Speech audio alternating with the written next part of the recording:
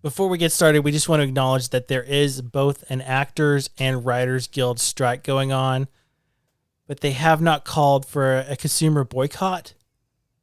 So we are going to keep on reviewing the shows. Until there is a consumer boycott. Yes. And with that, let's get the show started.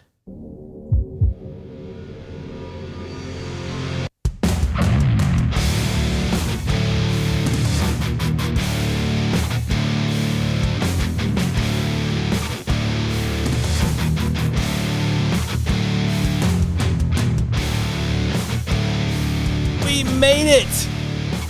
We made it to the finale.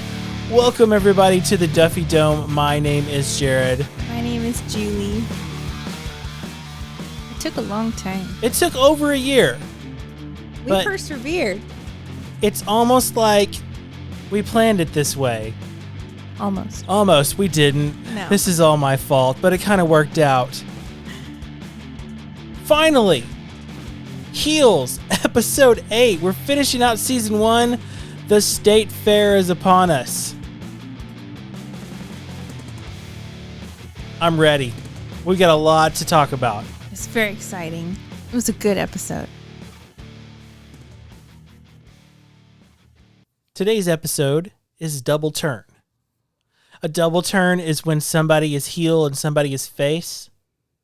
And when they come out of the match, they flip. Oh, I didn't know that. Yes. Remember last episode when I said you can turn somebody during a match? Yes, I do remember that, but I didn't know what a double turn was.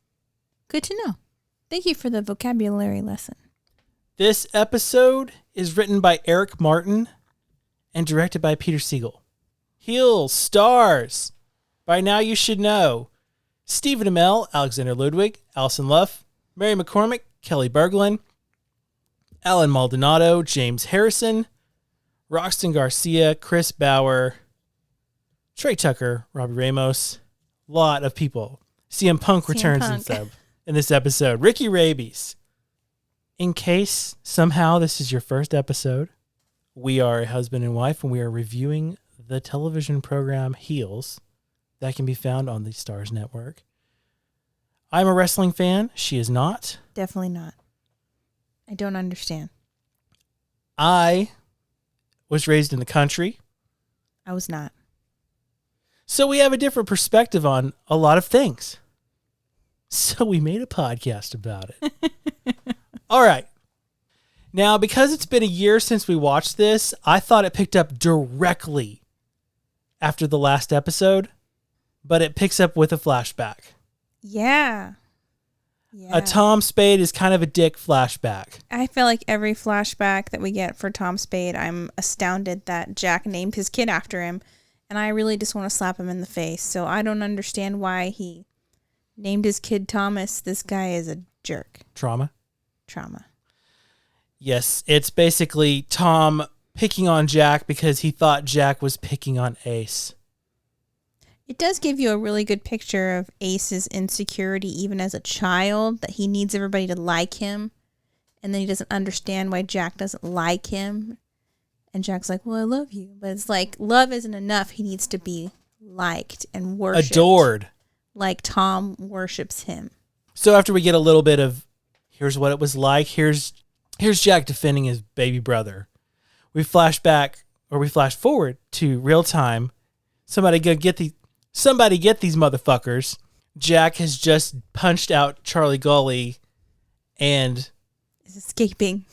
Yeah, he's got to get out of there because the trash starts flying. The FWD wrestlers. Last time I said FDW.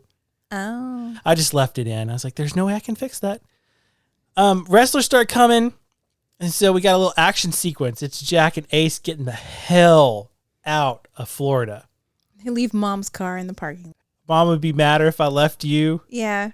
We get to our first clip, which is, it's a good scene, but there are some terrible special effects. Like what? Like you can tell they're sitting in a car behind a green screen. Oh, yes. Yes, you can. And it's distracting. I'm just like, that's two dudes in a green screen, which is probably it's a blue screen, but still. Yeah.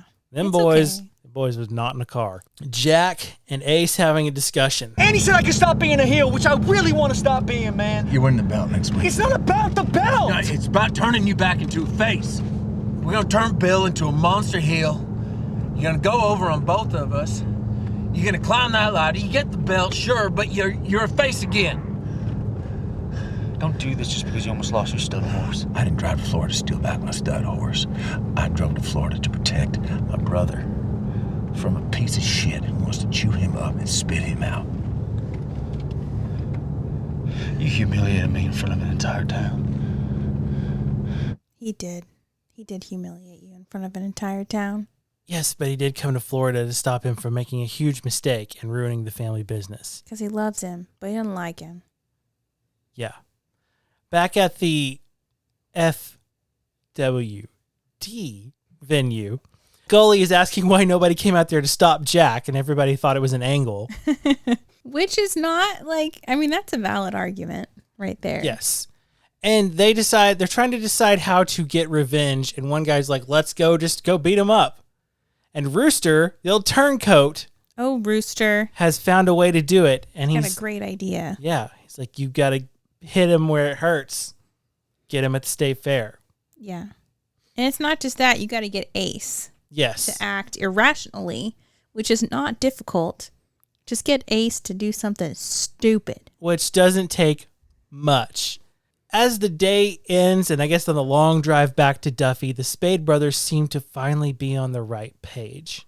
Somewhat. They seem good with each other. Mm-hmm. So Jack goes home. He missed family movie night. He did. I got bad news for you, Jack. There's more to the story. Because Jack comes home to an empty house. With the little tissues and a note. With the notes and the tissues from It's not Stacy. about family movie night. It's about the tissue incident. My God, more on that later. But I wrote that in my notes. I wrote the damn Kleenex. There's a couple times when I write notes and I just write the frustration in. Like, the damn Kleenex. She's very fixated on it. Oh my God. She thinks it makes him a bad person. Then we jump to the next day where word has gotten out. You know, Bobby shows the clip to Apocalypse and Diego. And then Bill comes up to Crystal, and Bill has an idea. Please let this be an attempted abduction so I can claw your eyes out. Ease up there, Xena. I'm here to help you. Like when you made me go off script and make Ace break Bobby's leg? I made you do squat. And you didn't make Ace do squat. Christ almighty, I forgot how much poor folks hate admitting they fucked up. You fucked up. Move on. Us poor folk don't have much to move on to, you condescending prick. I got something for you to move on to. It ain't wrestling, so don't piss your pantsuit, but it will get you back into DWL. Bunny Bombshell. How about it? No thanks. Bunny Bombshell, my valet. I know who the fuck stupid-ass Bunny Bombshell is. Your rotating cast of strippers who played your valet when you actually fucking wrestled. Having a dance background helps, but if you play the newest Bunny Bombshell, I'll make an exception. I'm not interested. My dear, for what task were you created? To wallow in obscurity, unappreciated and unseen? If you want to be seen, you cannot rely on others who want to focus on them. Everybody at that stupid fair will lose their shit when they see the newest Bunny Bee, and voila, you're back climbing the ladder. Jack's never gonna go for it. Now, let me handle Jack. I'm his star attraction. I'm the reason the show sold out. He wants me happy, plus he got bigger fish to fry like that one he just crow-hopped down in Jacksonville. Just promise me you won't scramble Ace's eggs before the show. Why are you trying to help me? Why the fuck does it matter? Do you want to be my valet? Yes or no question. Yes, I do, or no, I want to be a fucking loser for the rest of my life. It ain't complicated. You got my number. Yes, I do, Bill. I want to succeed. No thanks. I want to live in this shithole for the rest of my life. He's so good at his job. He gets the best lines. Chris Bauer killing it as Wild Bill. I love it. Every time he gets a scene, he just chews it up. He does. All right. Like I said, we had Ace and Jack kind of on the same page. Mm-hmm. And it's like all it took was a little talk with Ace. It's so easy to sway Ace one way or the other. He's so easily manipulated because he's such a little narcissist and he just wants you to love him. which leads to him going back to the gas station to that poor girl. Do you accept my apology? No. He didn't like that. He had to do it in front of Big Jim. You pointed that out. Yeah. He didn't just go do it. It's like he's got to have a witness to his selfless act, his apology. What follows next is like the other last couple of episodes where we get some quick scenes. So we get the main event practice. That was good. They were working through that. Everybody seems happy. Giving Ace what he wants. Jack and Stacy. They're still disconnected. She's staying at her friend's house. Yes. And that's just... She won't talk to him or answer his phone calls. Yeah. Way to be mature, Stacy. You're a kid. We'll come up on that in just a minute. Here's a big subplot. Bill is asking Diego for more powerful drugs. Oh, yeah. That's going to go well. And he's been warned that the next step up can give side effects. There's a lot of foreshadowing in this episode, which is humorous. It's like we all see what's coming. We all know what's I mean, the minute they say that, it's like, oh, God. Quick cut to Ace asking his mom to attend the show where he presumes he's winning the world title. Mommy says no. She's a cold one. She is. She is not like overly demonstrative. Brings us to our next clip. The damn Kleenex. Here we go. Brace yourself, everybody. I'm ready. Kleenex thing? That was this... I don't know. It was this devious puppeteering and manipulation. Which worked. It worked at making Ace feel like the whole town hated him. It worked because you know how much he just wants to be seen as a winner like we all do. Hey, Stacy, that's between me and Ace, not us. I'm tied into you both. We all are. Okay, let's talk about Ace. The night that I ended the match, earlier in that day, he went and saw Helen Cooper and he told her that our dad thought that she was such a gluttonous beast that he was surprised that she didn't eat her dead dog. Well, I didn't know that. And seconds before we went out, he told me that just like our dad, I was going to stay in Duffy just long enough to kill myself. Well, I can see why you might not have told me that. Well, can you see that I'm trying to protect him? That I care how people see him, including you? That I definitely realize that he's a stupid kid who says stupid shit, and it's juvenile, and it's impulsive, and it's dangerous, but I also know that if you yank it all back, he's a good guy. Stacy, the world don't always give you chances to sort yourself out. It remembers when you fuck up and who you fuck up with and who you mistreat. So I thought maybe just before he charges out into the world, all ego, as just a little kid who's so frail that he cries when he's booed and so unhinged that he snaps his friend's leg because he thinks he got his heart broken. I thought maybe I'd let him grow up a little bit. That if he was going to make mistakes, he could make them in front of me. Because our dad, he gifted us with a mean streak, and I gotta tell you, it's a motherfucker. I am well aware. It's dumb. And it's stupid. But I have someone standing right in front of me who grounds me in conversations like this, and Ace ain't got no one. So if I have to be my fucking brother's keeper, then that's what I'm gonna be. And you can look at me and you can think that I'm not being a good big brother, but that's what I am being. And I ain't never gonna stop.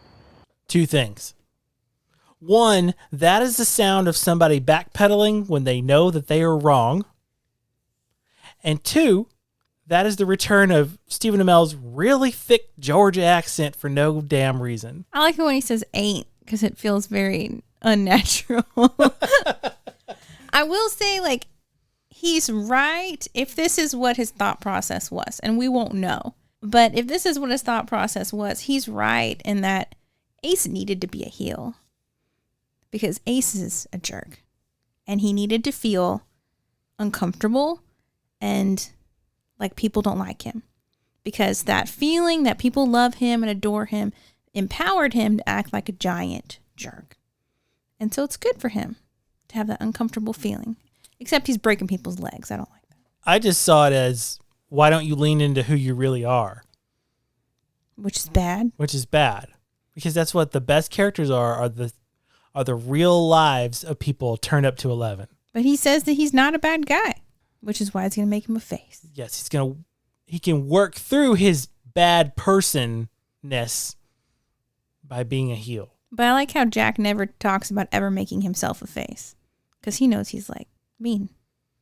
Well, doesn't she say that? Like, you should be a face. He's just like, no. He has more than just himself in mind. Mm-hmm.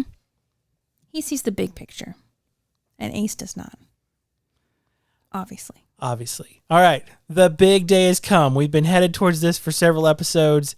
They're on the road to the fair. It's got a very Varsity Blues vibe. Oh, it does. It was cute. The whole town shut down, and they're all with their flags. Down with their flags. That is straight out of Varsity Blues when they're going to the away game. I mean, that's like any small town football team. Oh, yeah. Let's get to a motivational speech. Jack Spade giving this wonderful, wonderful speech to the DWL roster. It was lovely. I agree. When we're all out there, when all of us are pulling together, working together, God damn it, I'm transcendent. it's the thrill that I get. I only fucking get it from this. All right, and that's a curse. For this family business right here, we're about to make a big fucking leap. Right out there, that's as real as it gets. It's as real as the years you put in. And the doubts you overcame. And the injuries that you taped up or just sucked up. It's as real as all the friendships in here, old and new. It's as real as the fucking mistakes that you made. And the hatches that you buried. Most of all, I just want to thank all you for never giving up on me. You're my family, that's it. There's something about blood. The rest about sweat.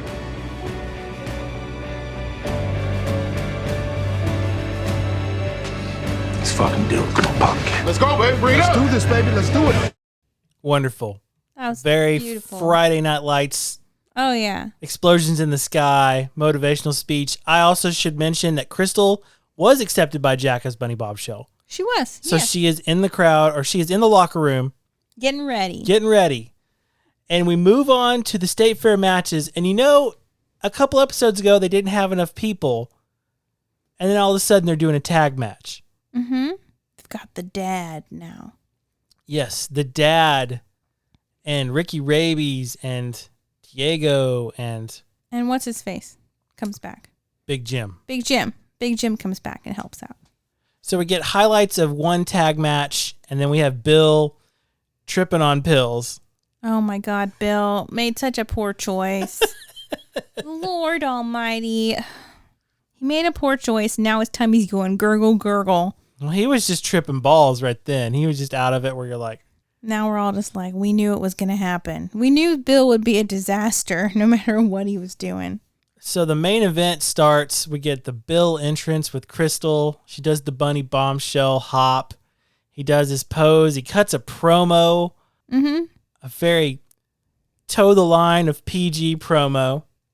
But it gets the crowd. He's got the crowd. He is indeed the reason this sold out. Yes, he is. Jack's trying to watch the national anthem, but he does not get to. Yes. And the match starts. Ace comes out. He's initially booed. But then when Jack and Bill team up on him, the crowd starts to cheer for Ace. Mm-hmm. Double turn. We go back and forth because Stacy has stayed at the rodeo. Yeah, why didn't she come watch him after? Because the Kleenex. But it's not like she wants to watch the rodeo. Like, go leave the rodeo now and go watch your husband, the father of your child, wrestle the biggest match of his life.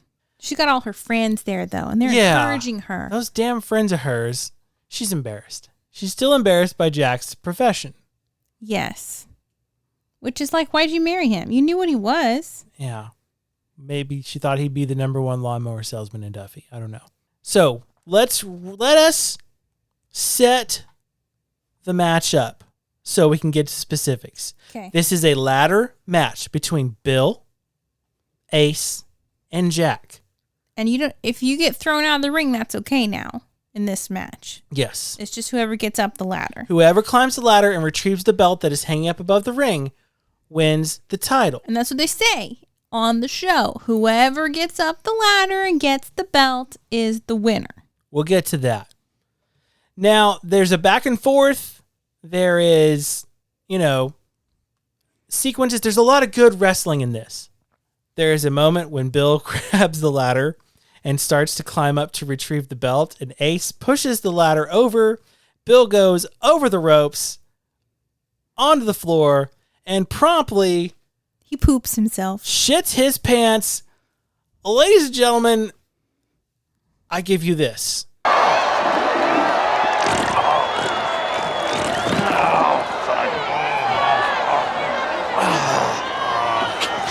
What's wrong? I think I shit my pants a little. Guess I shit my pants a lot. This is a shame I cannot bear. If I get up, I'll never live it down, so I must play dead. Are you serious? Yes.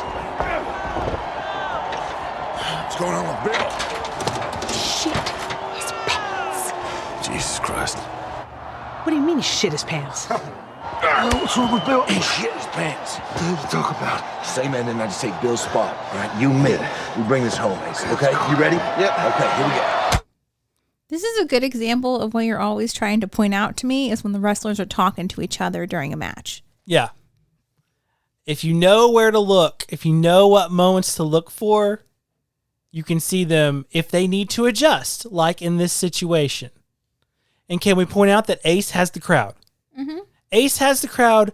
All they have to do is go with the ending with Jack taking Bill's place. Yeah. Ace has it there. If only Charlie Gully wasn't in the crowd. Oh, Charlie Gully. I'm astounded at how easily the crowd is manipulated through this whole thing. Well, I think he's got people. He's got plants. Okay, it's not just him and his little friends right there. No, he's got plants. And they have handed out some tissues. Now they're chanting Jack. And they're chanting Jack. Jack, Jack, Jack. So Ace and Jack are on top of the ladder.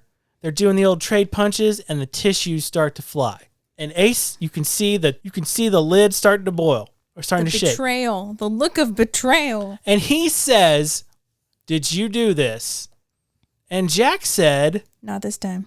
"Okay, ask me if I did it." Did you do this? "This is not me. Finish the match. We got this." That's all Jack had to say. This is not the time to admit to your brother that the first time was your idea. Yeah. He's got to be honest, though, because his wife got in his head. The damn Kleenex is the main villain of this season. Now, Ace just sees red. He just slugs Jack. He throws the ladder out of the ring. He starts strangling him, beating Jack and choking him. Bill will not move. True. He has soiled himself. Yes. And there's a moment where Apocalypse asks Willie in the back if he needs to run out and stop what's happening because Ace is screaming, "I'll fucking kill you." He's going to kill him. He was strangling him. Yeah, he had him in a guillotine choke. But we must, one more time, lay out the rules of this match. This is a ladder match between Bill, Jack, and Ace. Whoever climbs to the top of the ladder and retrieves the belt is the DWF champion. Whoever does it. However, having said that, Crystal comes into the ring and it snaps Ace out of it, and they do a little... Because she grounds him a little bit. They do a callback to the bar fight. Yeah. And they do a little sequence, and then Jack says to Crystal, because he's beat to hell. You have to take care of me. You're going to have to take care of me. What can you do? And she said, "I can suplex you." I don't know what that is, but it looked impressive. So she suplexes him, and then Jack says to Bobby Pin, "Get her the ladder." Now, I just want to do this real quick because I just like it. Crystal starts to climb the ladder for some goddamn reason. Here's a quick clip of Bill noticing that Charlie Gully is in the crowd. Bobby, get her the ladder. Fuck these guys, I'm gonna go get that belt. Go. She do this? Come on, girl. Come on.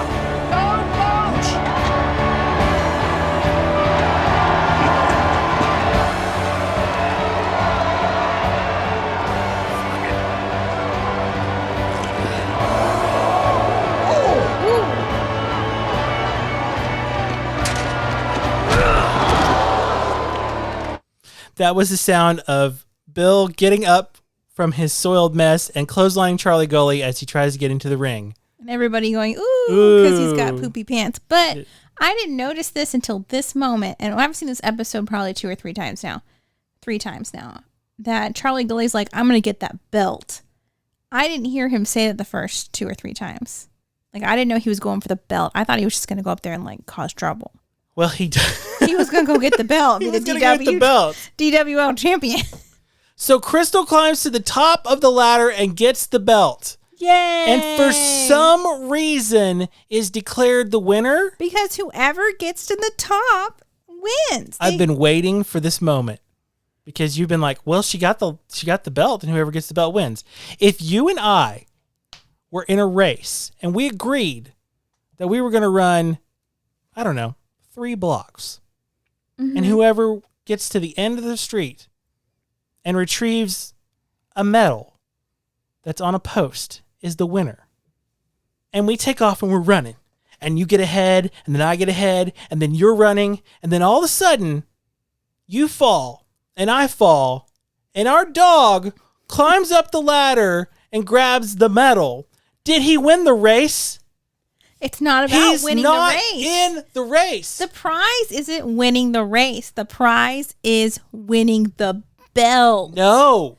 That's what they described. Now, if they wanted it, to be winning the match, they should have operationally defined it a little bit and said one of the 3 of us has to win it or nobody wins it. But that takes all of the element of competition out of it, because then people would just wait in the wings for a match to start and they'd run in and grab a belt and declare themselves. It's not how the rules go. Well, if Bill hadn't have shat himself, this wouldn't have happened. And then, of course, Jack had to be stupid and be like, not this time.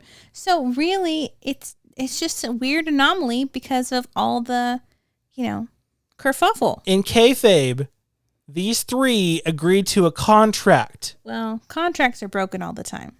Therefore, the show ends with Crystal holding the belt, presumably your new DWL champion.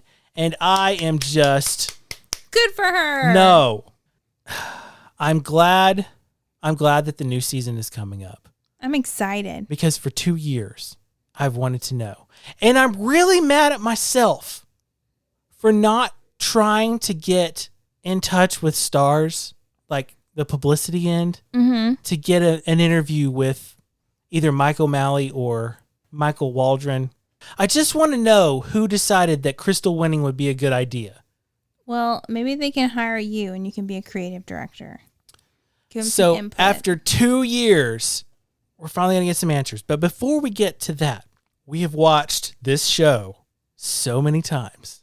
I mean, not so many times. We watched that 5th episode like 6 times. Yeah, because we kept being distracted and not recording the episode. How did you feel about Heel Season 1 overall? It was good. It was really interesting. I did actually learn a lot about wrestling, which is surprising considering I live with you. But it's more about the terminology that I didn't know and things like that. And then it helped make sense of some of the things that I know because I live with you and watch you watch wrestling. How many days a week? 4 days a week. So actually now there is a wrestling show on Monday, Tuesday, Wednesday, Thursday, Friday, and Saturday. Yeah.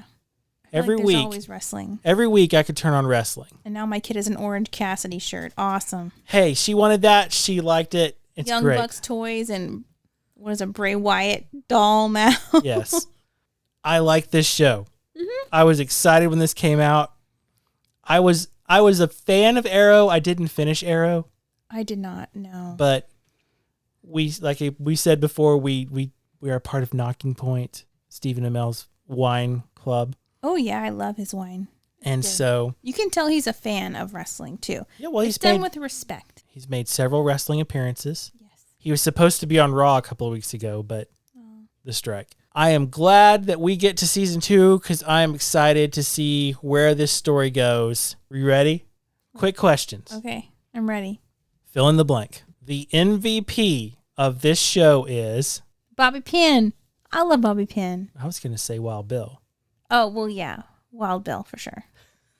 100%. Chris Bauer. I don't even want to say Wild Bill. I want to say Chris Bauer is the MVP of the show. He took that role and ran with it. He is my favorite part of the show. He's so good. And I am just ready to see where his story goes. Yeah. He's excellent at his job. Now, can we appreciate that Alexander Ludwig is such a prick as Ace? That he's doing a very good job as an actor? Yes, because I hate him, which means that he is good at his job as well. Yes. Yes, agreed. What was your favorite moment in this show? In this episode or the whole? The whole thing, the whole shebang. Thing. You know, I really enjoy getting some backstory from Willie. So all the Willie and Wild Bill interactions were really interesting, getting like that backstory and then expanding. So I really enjoyed that last one where he actually apologized. But my favorite moment is when Crystal does what's the wrestling move in the parking lot she does at the bar? Hurricane Rana. Whatever that is. Yeah, that's my favorite part of the whole series. The whole series. Yeah, it's fun because it was unexpected. That was a big moment in that season 1 trailer. Like, yeah. So I would give this a big thumbs up. You've still got time to check it out. What's yours though? You didn't tell everybody your favorite moment. Don't come for my shit. Oh, yeah. When he punches Charlie Gully and says, "Don't come for my shit." Mm-hmm. That is my absolute favorite moment. We did it. We finished. We finally finished. We finished something. They say that most podcasts don't make it past the 4th episode. Good for us. And so we finally finished the first season. We made it past 4 episodes. That means that I have 2 podcasts that have made it past 4 episodes. We'll be back with season 2. Now, unfortunately, Twitter might not be Twitter anymore. Really? Oh, you don't know this. I don't know. I'm out of the loop. Elon Musk is going to change the name of Twitter to X. Why? Because he's an idiot. Okay. So if you are listening to this and Twitter is no longer Twitter, we are on whatever the hell it's called at the Duffy Dome. That is the best place to find us because that's the only place that we have social media. I really want to thank everyone for listening. If you enjoyed this show, hit us with a good rating on either Spotify or Apple Podcast. And thank you again. We made it. Let's see what happens in season 2. Yeah. This has been the Duffy Dome. My name is Jarrod. My name's Julie. And we're out of here. We're done. The